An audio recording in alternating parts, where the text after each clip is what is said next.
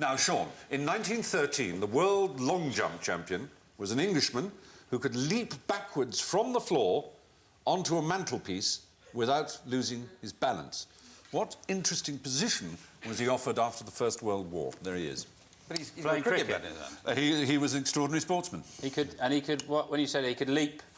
He could leap backwards from a stationary position onto a mantelpiece.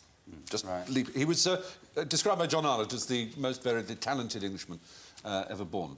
And he was captained England and Surrey for cricket. He appeared in a FA Cup final. He had the world long jump record. This isn't your relative, is it? It is C.B. Fry, yes. What I want to know is, how did he discover he could do that? I suppose he in phases. How did you find out you can do that? You can just be standing in front of the fireplace and go...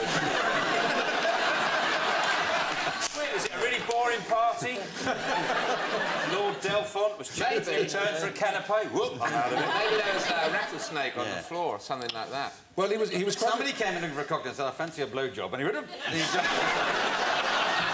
No, he was a Fry. He would have welcomed it.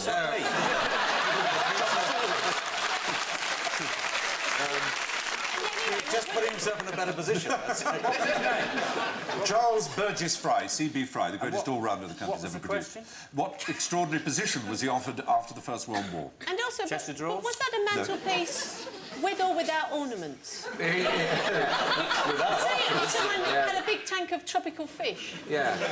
Competitive mantelpiece leaping, you just clear it. Yeah, you move most of the stuff off it. Maybe he was on the mantelpiece, lost his balance, and thought, I must get back up before anyone's noticed.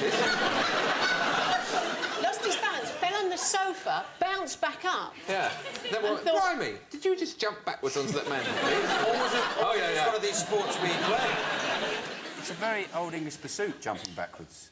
Yes. And there's a famous canal jumper from the Black Country, someone like Jack Darby, and he could leap 32 foot across a canal from a standing jump. There's a statue of him on one of the canals. And the way he did it was weights. He had 2 weights in his arms, and he'd swing them like that, and then throw them, and they'd take him across, and he'd go to the other side.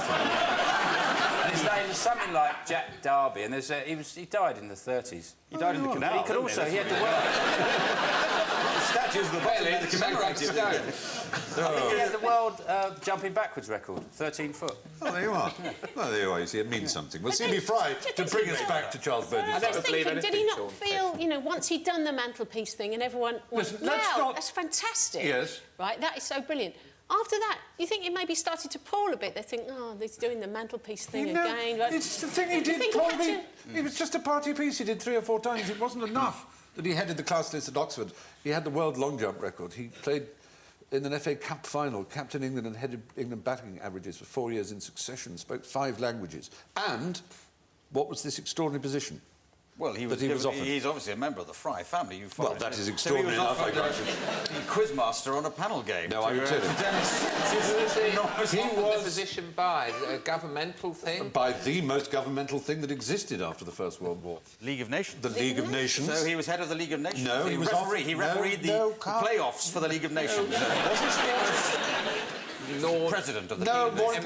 Emperor King of the League of Nations. No, not of the League of Nations.